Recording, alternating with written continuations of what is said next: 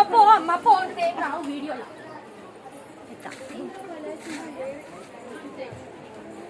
అంటే ఏదో శారీ దీని పేరు అంటారు.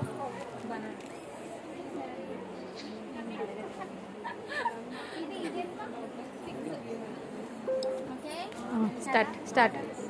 Hello friends, welcome to Arya collections. చూసారు కదా, మంచి టొమాటో రెడ్ కలర్ శారీ అండి.